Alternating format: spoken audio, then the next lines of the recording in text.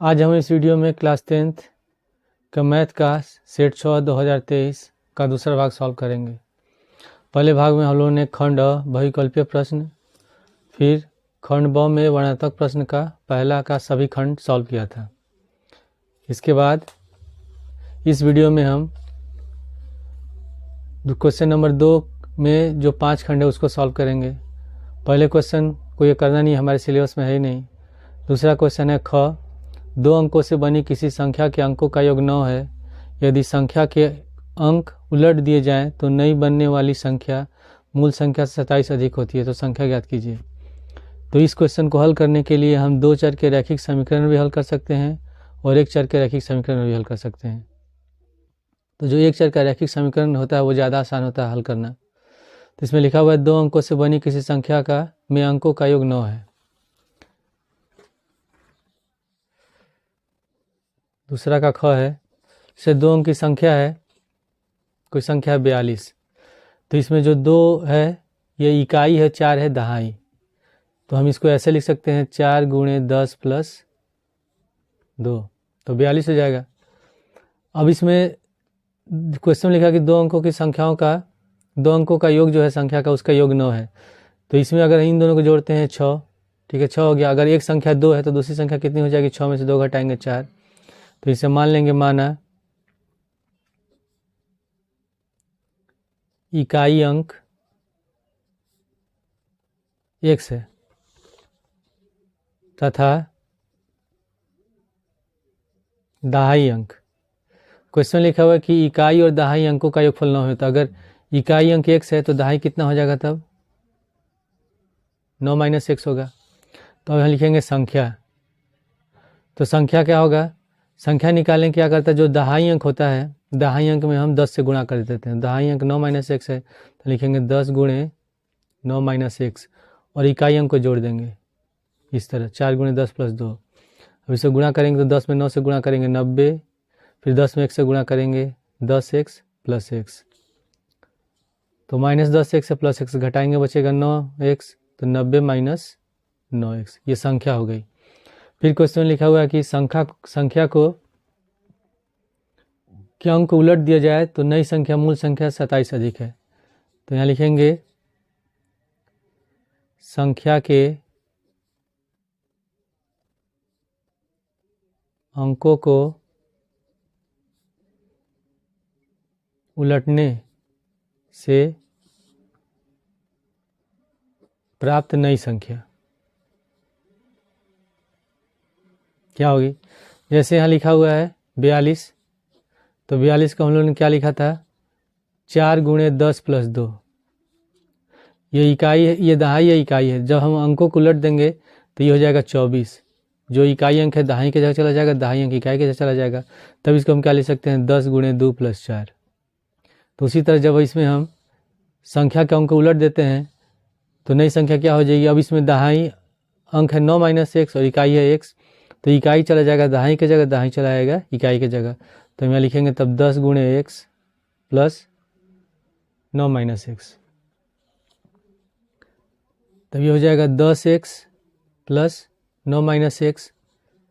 10 में से x घटाएंगे कितना बच गया, 9x प्लस 9, ठीक है। अब प्रश्नानुसार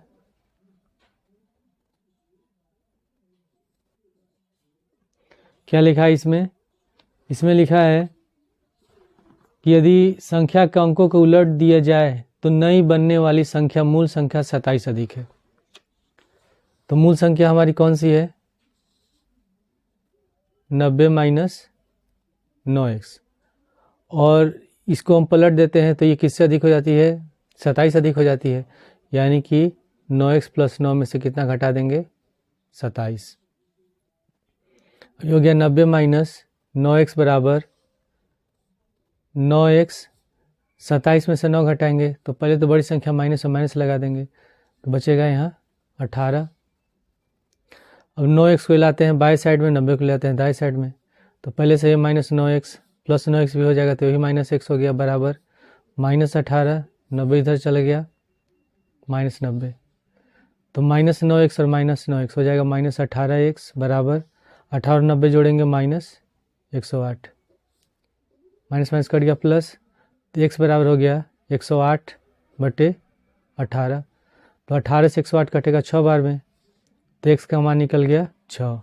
अब हमको निकालना है संख्या क्या होगा, तो संख्या हमारा कौन सा है 90 - 9x, तो लिखेंगे संख्या बराबर है 90 - 9x। तो 90 - x हमारा निकला 6, तो 9 × 6, तो 90 - 6 × 9 = 54, 9 में से 54 घटाएंगे तो 10 में से 4 गया 6 और 8 से 5 गया 3, आंसर क्या हो जाएगा 36। इसके बाद है अगला क्वेश्चन, ख तो हो गया, ग भी क्वेश्चन नहीं करना है।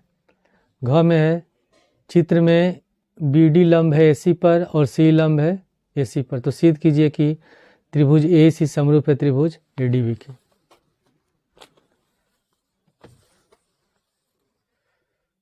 क्वेश्चन नंबर ग में फिगर दिया हुआ है,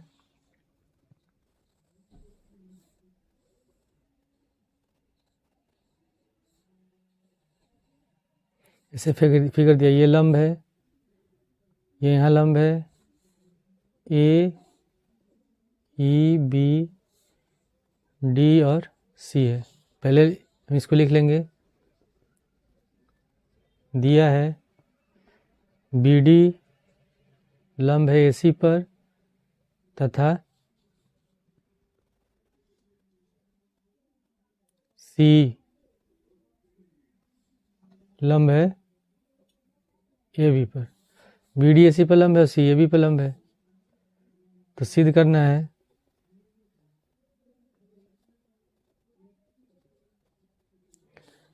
है कि त्रिभुज AEC समरूप है त्रिभुज ADB के। तो यहाँ लिखा हुआ है त्रिभुज AEC और त्रिभुज ADB दोनों को समरूप सिद्ध करना है। तो समरूप सिद्ध करने के लिए कम से कम 2 कोण बराबर होने चाहिए। तो त्रिभुज ADB और त्रिभुज AEC में दोनों में कोण A क्या है, उभयनिष्ठ है, दोनों में कोण A कॉमन हो गया। उसके बाद त्रिभुज AEC में E 90 डिग्री और त्रिभुज ADB में D 90 डिग्री, तो 2 कोण बराबर हो गए, तो एंगल समरूपता से दोनों त्रिभुज क्या हो जाएगा, समरूप हो जाएगा।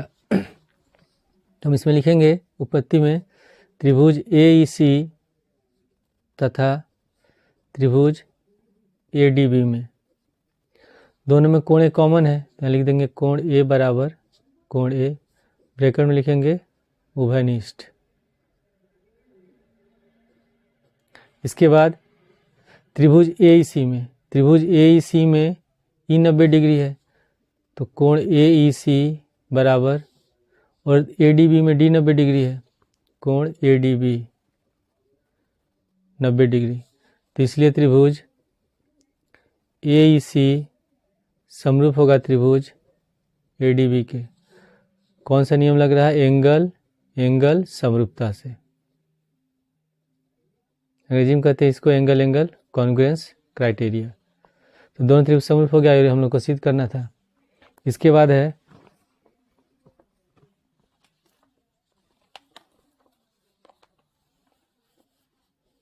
क्वेश्चन नंबर अंग है, इसमें लिखा हुआ निम्नलिखित बारहमात्रा सारणी के समांतर माध्य ज्ञात कीजिए। वर्गांतर मतलब ये वर्ग अंतराल दिया है 0 से 10, 10 से 20, 20 से 30, 30 से 40 और 40 से 50, और बारहमात्रा दिया है 5, 12, 25, 10, 8। तो हमको निकालना है इसका समांतर माध्य।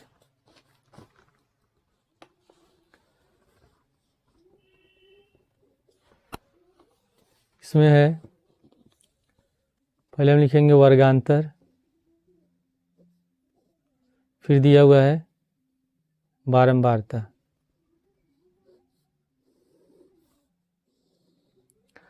वर्गांतर में 0 से 10, 10 से 20, 20 से 30, 30 से 40, 40 से 50, और बारहमात्रा दिया है 5, 12, 25, 10 और 8। जो बारंबारता होता है उसको हम लिखते हैं FI से। इसके बाद हम निकालते हैं इसका मध्यमान। जो वर्ग अंतराल दिया रहता है इसका मध्यमान, उसको किस सूचित करते हैं? एक्स आई मध्यमान कहते हैं या वर्ग चिन्ह कहते हैं। तो हम इसमें 0 और 10 को जोड़ेंगे और 2 से भाग दे देंगे, 5 हो गया। अब इसके बाद अब हम चेक कर लेंगे कि जो इसमें वर्ग अंतराल का जो अंतर है वो बराबर है कि नहीं। सब में देख रहे हैं 10-10 का अंतर है, तब हमको बार बार जोड़ के 2 से भाग देने की जरूरत नहीं है अगर अंतर बराबर होता है। तो पहले का आ गया 5, तो अब इसमें 10 जोड़ देंगे 15, फिर 15 में 10 जोड़ेंगे 25, फिर 25 में 10 जोड़ेंगे 35, 35 में 10 जोड़ देंगे 45। इसके बाद फिर हम निकालते हैं एफ आई एक्स आई, दोनों का गुणनफल निकालेंगे। तो 5 में 5 से गुणा कर देंगे तो कितना हो जाएगा 25। फिर उसके बाद 12 और 15 गुणा करेंगे 180, 25 और 25 से गुणा करेंगे 625, 35 में 10 से गुणा करेंगे 350, फिर 45 में 8 से गुणा करेंगे 360। अब हम इसको बारंबारता को जोड़ेंगे तो इसको लिखेंगे सिग्मा एफ आई। तो 5 2 7, 5 12 8 20 का 0 हासिल बचा 2 2 2 4 1, 5 और 1 6, 60 हो गया।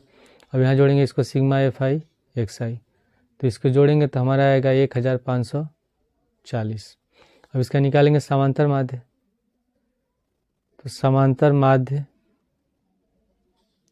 एक्स बार से डिनोट करते हैं, इसको दर्शाते हैं। तो एक्स बार बराबर होगा sigma F I x I upon sigma F I. तो सिग्मा एफ आई एक्स आई कितना है 1540 और सिग्मा एफ आई है 60। तो 1 0 से 1 0 कट गया, इसको हम काटेंगे 2 से 3 बार में और ये कटेगा 2 सत्ते 14, 2 सत्ते 14, तो आ गया 77/3। और जब इसको हम भाग देंगे तो भाग देने पर हमारा आएगा 25.66, ऐसे आता जाएगा तो हो जाएगा 25.67। इसके बाद है फिर अगला क्वेश्चन,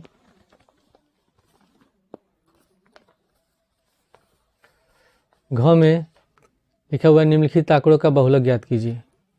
वर्गांतर दिया है 1 से 3, 3 से 5, 5 7, 7 से 9, 9 से 11 और ये बारंबारता दिया है। तो हम इसका निकालेंगे बहुलक।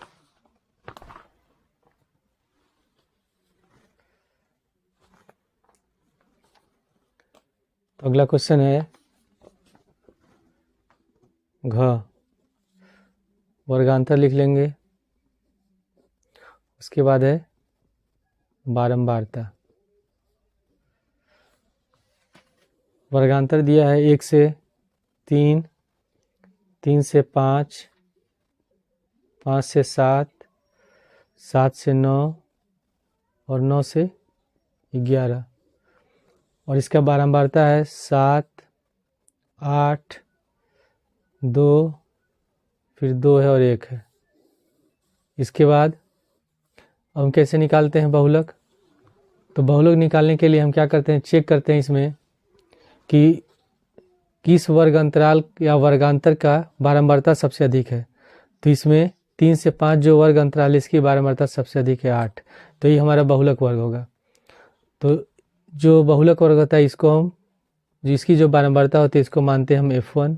ठीक, इसके पहले वाले बारंबारता को मान लेते हैं F0, इसके बाद वाले को मानते हैं F2 और इसमें ये हमारा बारंबारता वर्ग है तो L बराबर होता है 3। तो बहुलक का सूत्र क्या होता है? बहुलक बराबर होता है L plus F1 minus F0 बटे 2F1 गुणे F0 minus 2F1 minus F0 minus F2 और गुणे H, ये हमारा सूत्र होता है। तो इसमें L बराबर कितना होगा, ये हमारा है बहुलक वर्ग, तो L बराबर लिखेंगे 3। उसके बाद F1 कितना है, F1 बराबर है 8, F1 बराबर 8 लिखेंगे।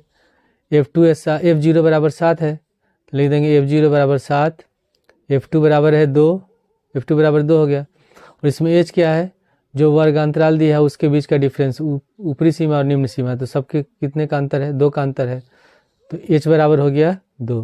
अब सबका मान हम रखते हैं, L बराबर रखेंगे 3 प्लस F1 बराबर है 8 माइनस F0 है 7, तो लिख देंगे 7 बटे 2F1, तो 2 गुणे F1 बराबर 8 है, फिर माइनस F0 है 7 और माइनस F2 कितना है, F2 है 2, तो यहाँ 2 लिख देंगे और गुणे H का, H भी बराबर है 2। अब यहाँ हो जाएगा 3 प्लस 8 में 7 घटाएंगे 1, 8 दूनी 16, -7 और -2 हो जाएगा -9 गुणे 2। तो 3 प्लस 2 में 1 से गुणा कर देंगे 2 हो गया, 16 में से 9 घटाएंगे 7, तो इसको भाग देंगे तो 3 प्लस 7 में 2 से भाग देंगे तो ये हमारा आएगा 0.2857, ऐसे आता जाएगा, कटेगा नहीं। तो अगर इसको 3 अंक तक लिखेंगे जाएगा 3 प्लस 0.28, यहाँ हो जाएगा 6, तो हमारा आंसर हो गया 3.286, ये हमारा आंसर होगा। अगला क्वेश्चन है क्वेश्चन नंबर 3 का पहला क्वेश्चन है, इसमें स्टार ये क्वेश्चन नहीं करना है, आउट ऑफ सिलेबस है। अथवा लिखा है 2 वर्गों के क्षेत्रफल का योग 117 वर्ग मीटर है और उनके परिमापों का अंतर 12 मीटर हो, तो दोनों वर्ग की भुजाएं ज्ञात कीजिए। तो क्वेश्चन नंबर 3 का अथवा माना पहले वर्ग की भुजा x मीटर तथा दूसरे वर्ग की भुजा y मीटर है। तो हम निकालेंगे पहले वर्ग का क्षेत्रफल। पहले वर्ग का क्षेत्रफल सूत्र क्या होता है, भुजा स्क्वायर या साइड का होल स्क्वायर। तो भुजा इसकी कितनी है x, तो x स्क्वायर मीटर स्क्वायर।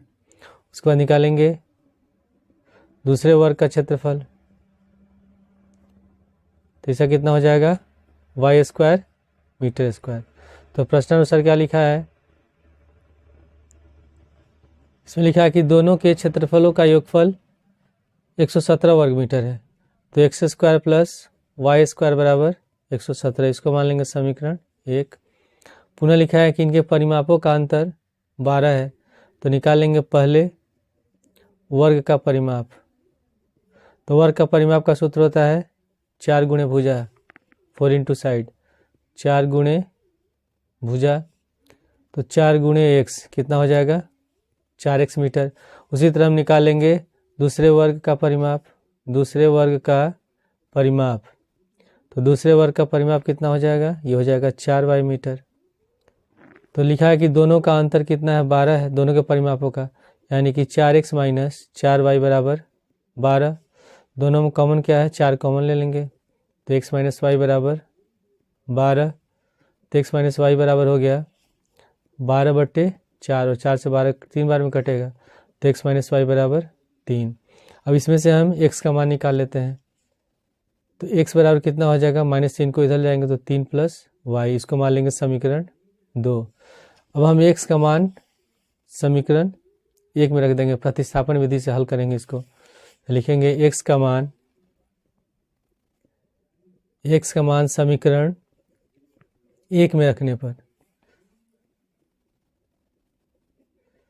तो समीकरण 1 हम लोग का कौन सा है, x square plus Y square बराबर 117। तो x बराबर 3 प्लस वाई, तो यहाँ लिख देंगे 3 प्लस वाई का whole square plus Y square बराबर 117। अब इसको तोड़ेंगे प्लस बी के होल स्क्वायर के सूत्र पर, तो a स्क्वायर तो 3 का होल स्क्वायर, बी स्क्वायर तो y का होल स्क्वायर, उसके बाद 2ab तो 2 गुणे 3 गुणे y और प्लस वाई स्क्वायर बराबर 117।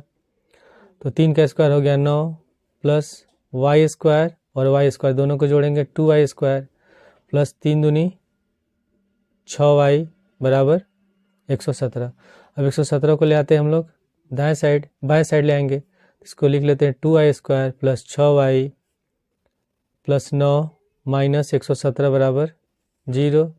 तो हो गया 2y स्क्वायर प्लस 6y, इसको घटाएंगे 17 में से 9 कितना हो जाएगा माइनस का 108 बराबर 0। समय कॉमन क्या है, 2 कॉमन है, तो 2 कॉमन ले लेते हैं, हो जाएगा y square plus 3y minus 54 बराबर 0। तो हमारा द्विघात समीकरण हो गया y square plus 3y minus 54 बराबर 0। अब इसको ऐसा गुणनखंड करेंगे, तो -54 को गुणा करेंगे y स्क्वायर में, तो कितना हो गया -54y स्क्वायर। अब इसको ऐसे तोड़ना है कि जोड़ने घटाने पर 3 हो जाए और गुणा करने पर 54 हो जाए। तो 6 9 54 होता है और 9 में 6 घटाएंगे 3, तो इसको लिखेंगे Y square plus 9y minus 6y और माइनस 54 बराबर 0। इन दोनों में कॉमन क्या है, y कॉमन है, y कॉमन ले लेंगे तो y प्लस 9, इससे माइनस 6 कॉमन ले लेंगे तो y प्लस 9 बराबर 0। तो हो गया y प्लस 9 और y माइनस 6 बराबर 0। तो एक बार लिखेंगे y प्लस 9 बराबर 0 या y माइनस 6 बराबर 0। तो प्लस 9 को दाएं साइड ले जाएंगे माइनस 9 हो जाएगा, तो y बराबर माइनस 9 और y बराबर 6। तो हम जानते हैं कि जो वर्ग की भुजा होगी वो माइनस में तो होगी नहीं, तो y बराबर आंसर हमारा क्या 6 हो गया। अब y का मान रख देंगे हम समीकरण 2 में।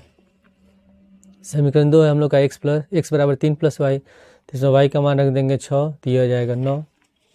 लिखेंगे y का मान, ये हमारा मान हो जाएगा y का मान समीकरण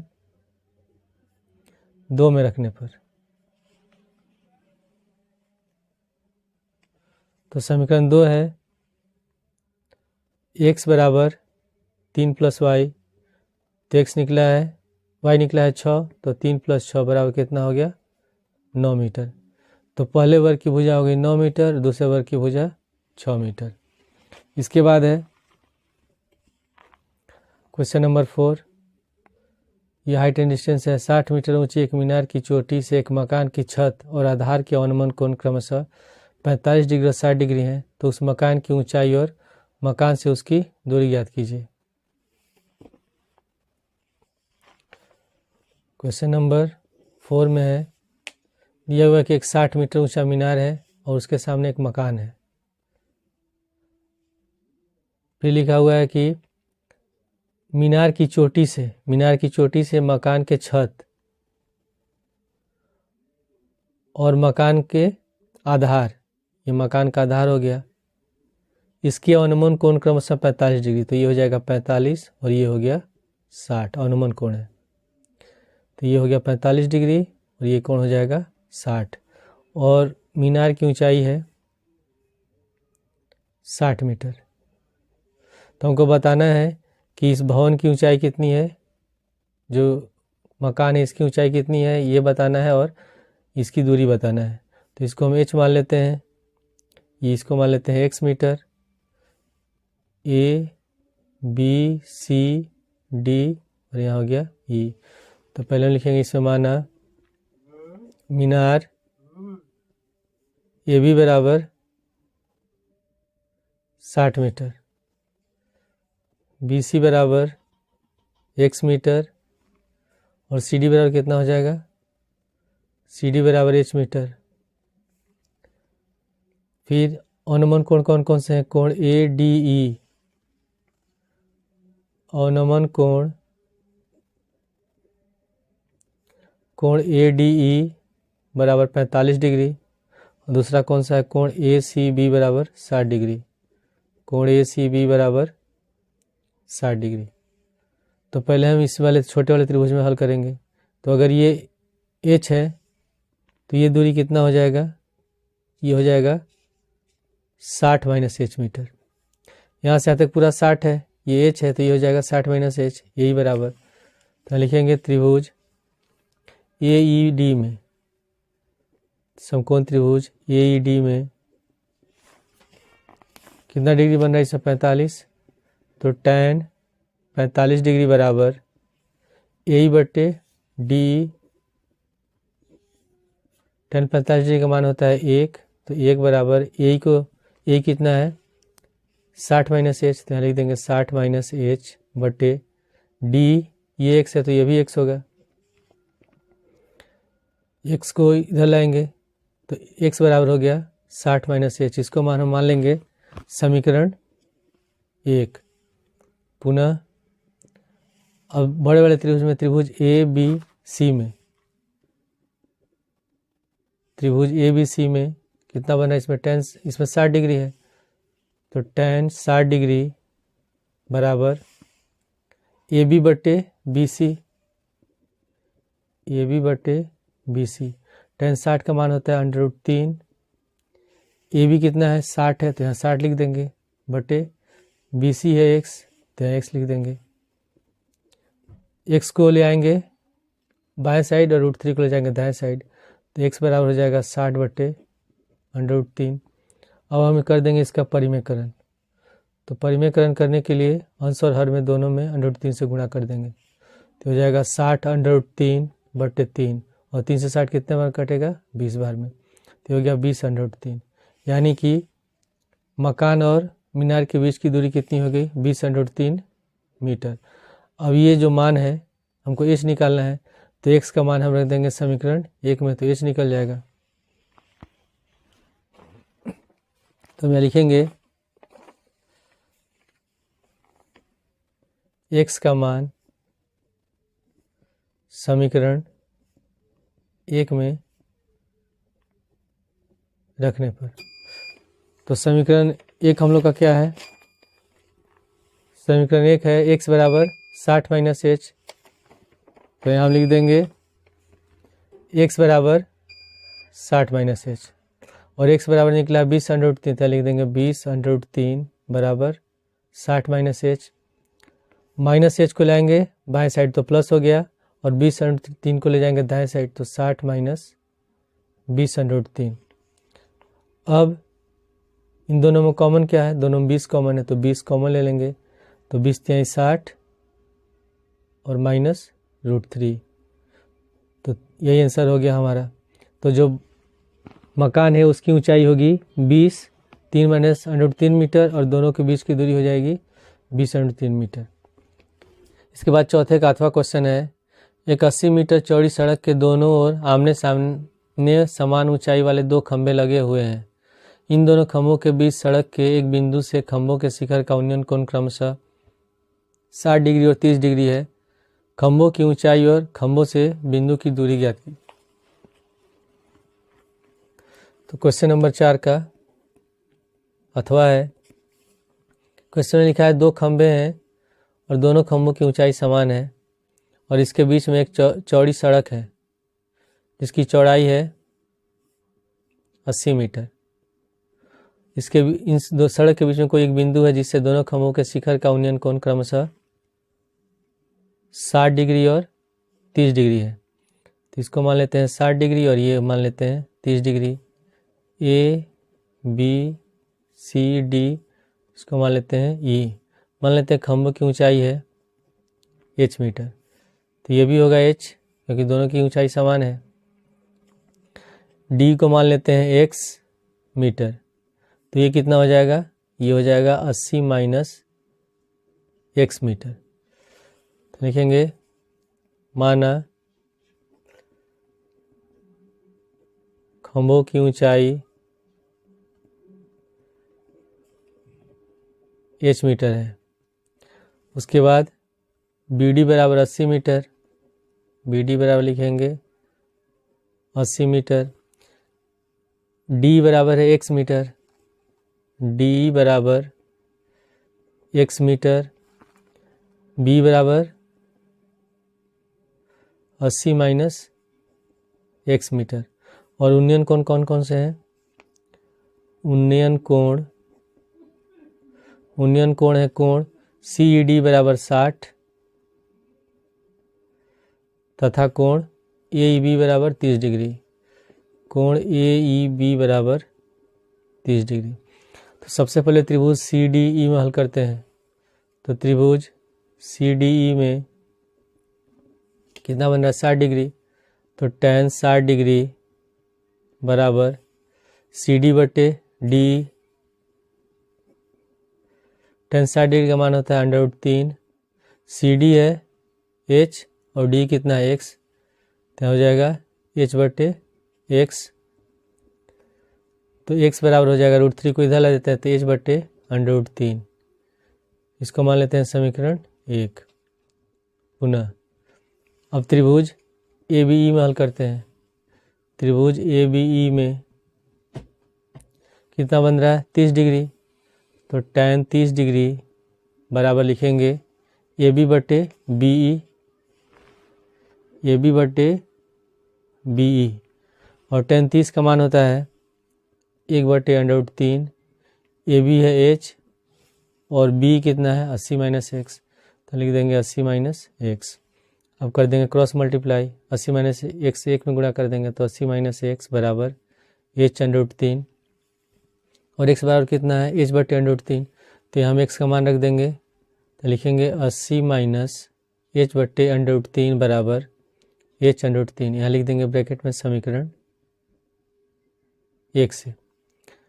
अब इसके बाद माइनस h/3 को ले जाएंगे दाएं साइड तो प्लस हो जाएगा, तो 80 बराबर h/3 प्लस h/3, तो 80 बराबर हो गया।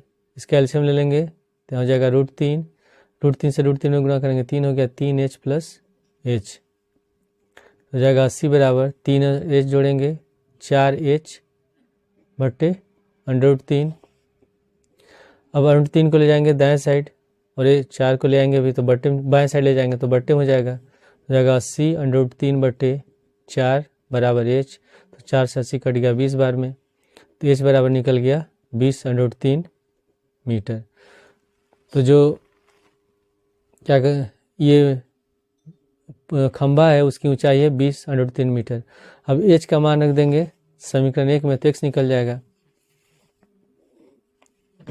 h का मान समीकरण 1 में रखने पर, तो समीकरण 1 का हम लोग का कौन सा है h/3, x बराबर, तो x बराबर रखेंगे h/3 और h का मान निकला है 20/3/3, तो √3 से √3 कट गया, कितना आ गया 20 मीटर।